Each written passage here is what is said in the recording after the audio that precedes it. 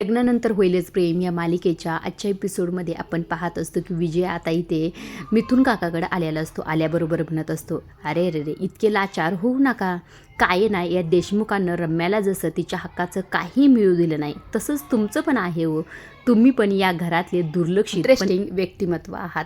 आता इथे खरं मिथुन काका काही बोलत नाहीत बरं का. तेव्हा विजय म्हणत असतो, पण काही हरकत नाही, मी देशमुख नाही ना, त्यामुळे मी तुम्हाला हाडदूड नाही करणार.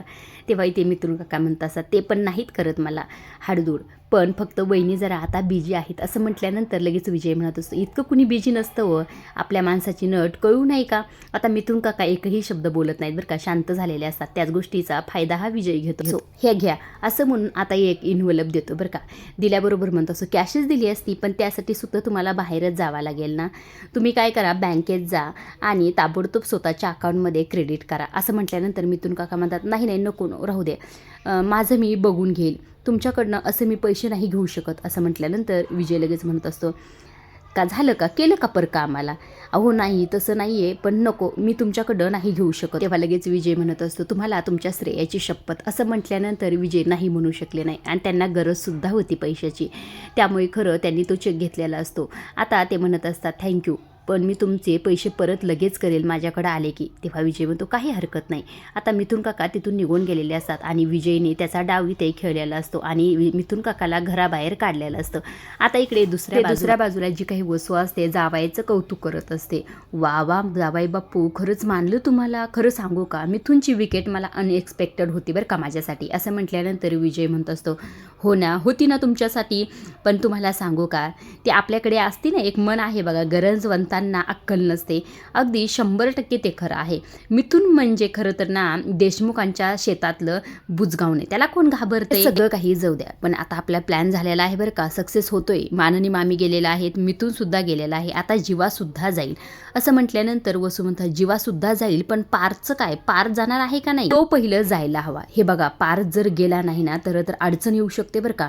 आणि मी त्याला बोलताना सुद्धा ऐकले की तो दिवसभर काव्यासोबत राहणार आहे म्हणे, तो वर्क फ्रॉम होम सुद्धा घेऊ शकतो बरं का. त्यामुळे खरं जावं तुम्हाला मी सांगते, हा पारचा निकाल लावा, नाहीतर आपल्याला काव्याचं काम आज तमाम करता येणार नाही बरं का. असं म्हटल्यानंतर विजय म्हणत असतो, तुम्ही काळजी करू नका हो, त्याचा सुद्धा मी बंदोबस्त चांगलाच करतो. असंही ते विजयनी म्हटलेलं आहे. दुसऱ्या बाजूला जो काही पार्थ असतो तो घरी राहण्याचा इथे प्लॅन करत असतो. तो म्हणत असतो, काव्या तुम्ही बाहेर आले ना, तुमचा छान असा मी फूट मसाज करून देतो, त्यानंतर आपण दुपारी छान दोघं जेवूया आणि नंतर एकाच ब्लँकेटमध्ये AC लावून छान झोपूया, त्यानंतर कॉफीसुद्धा पिऊया. असं म्हटल्यानंतर काव्य म्हणते, खरंच पार्थ आय लव्ह यू. असं म्हटल्यानंतर पार्थ म्हणतो, आय लव्ह यू टू. तितक्यातच खरं तर इकडे पार्थला त्या दिव्याचा फोन आलेला असतो. ही सेटिंग खरं तर विजयचीच आहे बरं का. आता इथे पार्थ म्हणत असतो, हा बोल दिव्या. असं म्हटल्यानंतर दिव्या म्हणत असते, सर ते क्लायंट येणार होते ना आज ऑफिसमध्ये. तेव्हा पार्थ म्हणतो, हो मीच काल तुझ्यासमोरच वेळ दिली ना त्यांना, आणि जुने क्लायंट आहेत आणि प्रेमळसुद्धा आहे. तेव्हा लगेच दिव्या म्हणत असते, सर पण ते जुने क्लायंट आहेत आणि तुम्ही त्यांच्यासमोर नवीन माणसाला का बसवताय. असं म्हटल्यानंतर पार्थ म्हणतो, म्हणजे काय म्हणायचं तुम्हाला. अहो सर, म्हणजे बघा ना, आता माझा जेमतेम दुसराच दिवस आहे आणि तुम्हाला त्यांची सवय आहे, त्यामुळे खरं सर मी फार घाबरले, मला पॅनिक झाले बरं का मी.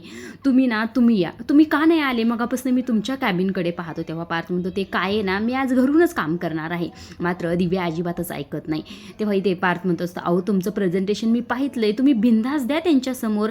नाही सर नाही, खरंच मला फार भीती वाटते, तुम्ही माझ्यासमोर असला ना मी छान प्रेझेंटेशन देईन, पण मात्र मी खूप नर्वस होते सर, प्लीज तुम्ही ऑफिसला या. असं म्हणून आता पार्थकडे विलाज नसतो आणि पार्थला ऑफिसला इथे जावंच लागणार असतं. आता फोन ठेवला जातो. मात्र इकडे जो काही पार्थ असतो त्याला टेन्शन आलेलं असतं. तो म्हणत असतो, आता हे सगळं काही मी फिसकारलेल्या मांजरीला कसं सांगू. आता इकडे जो जीवा असतो तो आता इथे त्याचं प्रेझेंटेशन देण्यासाठी इथे अनाथ आश्रममध्ये जाणार असतो. आता नंदिनी 2 बॉटल घेऊन येते. तेव्हा जीवा म्हणतो, काय 2 बॉटल पाणी, आणि उघडून पाहतो तर काय, त्याला इथे दुधासारखं दिसतं. अरे दूध दिलंस आश्रमामध्ये, काय मी ॲडमिशन घ्यायला चाललो का. अहो नाही, ताक आहे हे, किती गरमीचे दिवस, थोड्या वेळाने पेत राहा.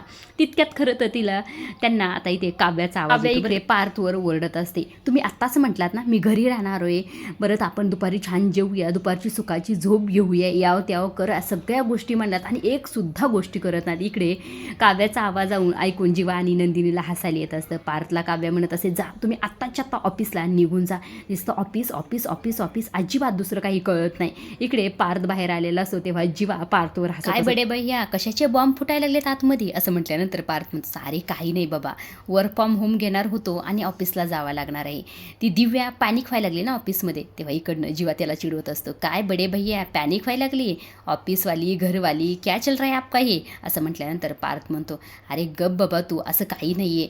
अरे प्रेझेंटेशन द्यायचं आहे आणि ती पॅनिक व्हायला लागली म्हणून ती म्हणली की ऑफिसमध्ये या, तुम्हाला बघून मला धीर येईल म्हणून चाललो आहे बाबा, असं म्हटल्यानंतर आता इथे जीवा आणि नंदिनी दोघेही आता इथे पार्थला चिडवत असतात बरं का. तेव्हा पार्थ म्हणतो, तुम्ही दोघेही कमी नाहीत, मी काव्याला आल्यावर समजावतो, जरा चिडल्यात त्या. तेव्हा नंदिनी म्हणते, तुम्ही काळजी करू नका, मी आहे, मी समजावते तिला, असं म्हणून आता इथे पार्थ आणि जीवा निघून गेलेले असतात. नंदिनी आता काव्याकडे जाते. काव्या फार चिडलेली असते. ती म्हणत असे, मला तर कळतच नाही कोण कुणाचा बॉस आहे नेमकं.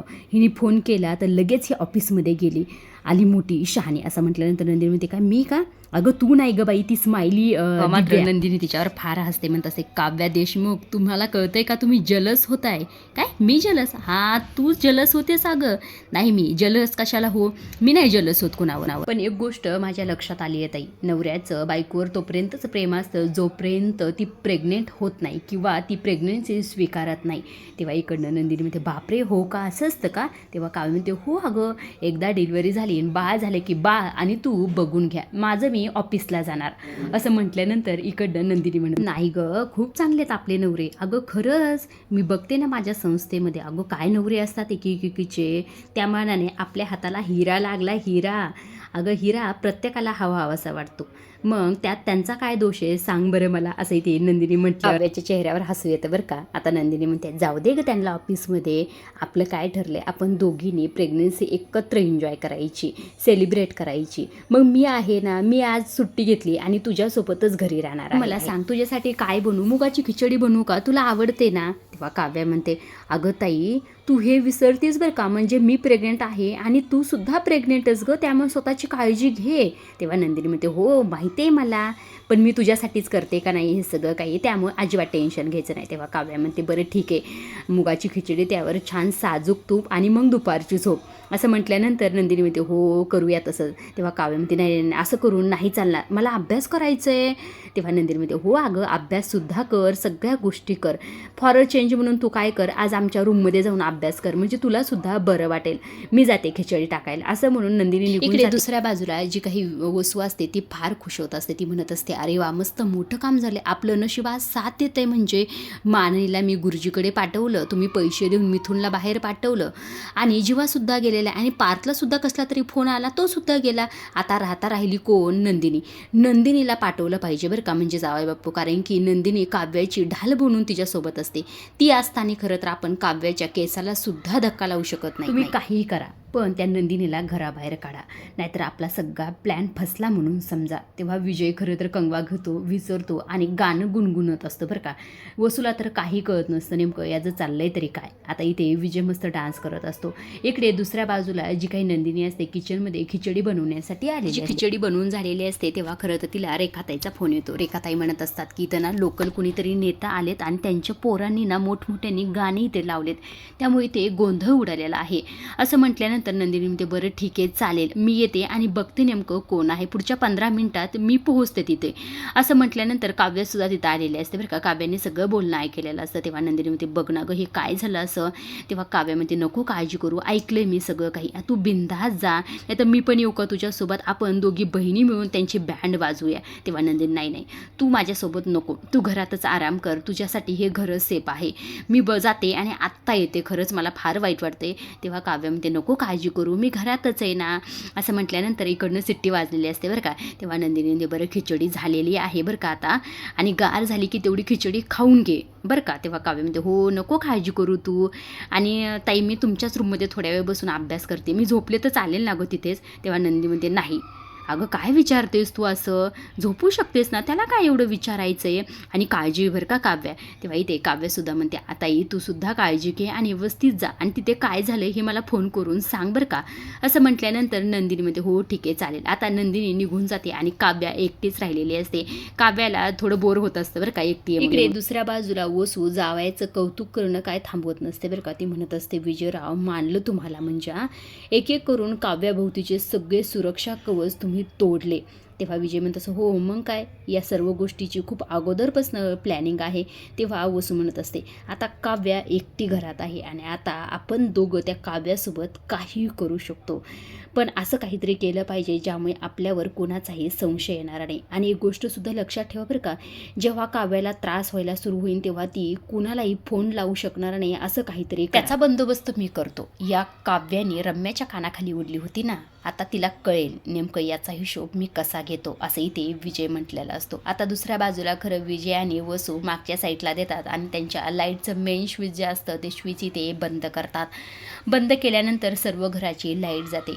आता इथे जी काही काव्य असते नंदिनी आणि जीवाच्या बेडरूममध्ये अभ्यास करत असते. अचानक लाईट गेल्यामुळे ती घाबरते आणि विजय आणि वसू तिची मज्जा पाहत असतात. ती म्हणत असते अचानक लाईट कसं काय गेली, आणि तिला गरमीसुद्धा व्हायला लागली असते, गरमी व्हायला लागली असते आणि तिच्या पोटातसुद्धा दुखायला लागलेलं असतं. आता ती लगेच पार्थला फोन करायला बघते, फोन करत असते, मात्र पार्थ तिचा फोन उचलत नसतो आणि लागतसुद्धा. आता इकडनं वसू म्हणत असते विजयराव ती फोन लावायला लागली. तेव्हा विजय म्हणतो नाही लागणार फोन, त्याचा बंदोबस्तसुद्धा मी केलेला आहे. असं म्हटल्यानंतर वसू म्हणत असते लाव आता कोणाला फोन लावायचा आहे त्याला तुझा फोन लागणारच नाही, असं म्हणून दोघेही इथे हसत असतात. काव्याची मात्र इथे फार परेशानी सुरू असते. तिच्या अचानकच पोटात दुखायला लागलेलं असतं. नेमकं तिला काय करावं हेच कळत नाही. वसू म्हणत असते खूप म्हणायची ना नेहमी मी काव्या पार देशमुख, हिचं काय तोंडच बंद राहत नव्हतं, आता कळलं का, आता कशी मज्जा निघते आणि कोण वाचवायला येतं हे सुद्धा बघतोच आम्ही, असंही ते दोघं एकमेकांशी म्हणत असतात. आता काव्या पाण्याची बॉटल घेते, पाणी पिते आणि म्हणत असते की मी खाली जाऊन एकदा बघते नेमकं लाईट तरी काय गेली आहे, असं म्हणून दरवाजा उघडून बाहेर आलेले असते. मात्र तिच्या डोळ्यापुढे इथे अंधारे आलेले असतात बरं का, आणि विजय आणि त्याचबरोबर वसूसुद्धा इथे दोघेही बाहेर आलेले असतात. काव्याला मात्र पुढे पूर्ण अंधार दिसत असतो आणि काही कळत नसतं नेमकं चाललंय तरी काय. आता खरं तर तिला पायऱ्या उतरायच्या असतात, त्यामुळे खरं ती पाण्याची बॉटल घेते आणि त्या पाण्याने चेहरा धुत असते. आता चेहरा धुत असते, मात्र बॉटल तिच्या हातातून निसरते आणि ते बॉटल गणगतच खाली गेलेली असते आणि सर्व पायऱ्यावर ते पाणीसुद्धा सांडलेलं. तेव्हा इकडनं विजय म्हणत असं आत्ताही पडणारच आणि घरचे येऊस तर तिचा कार्यक्रमसुद्धा खल्लास झालेला असेल, असं म्हणून दोघेही खुश होत असतात. आता काव्या खरं तर इथे पायऱ्यावरनं हळूहळू उतरत असते. आता इथे खरं पार तिला वाचवायला येतो, त्यामुळे अजिबात टेन्शन घेऊ नका. आणि वसू आणि विजयचा प्लॅनसुद्धा फ्लॉप होणार आहे बरं का. आजच्या पुरतं एवढंच. अशा डेली मालिकेच्या अपडेट जर जाणून घ्यायचे असतील तर चॅनलला जरूर सबस्क्राईब करा. धन्यवाद.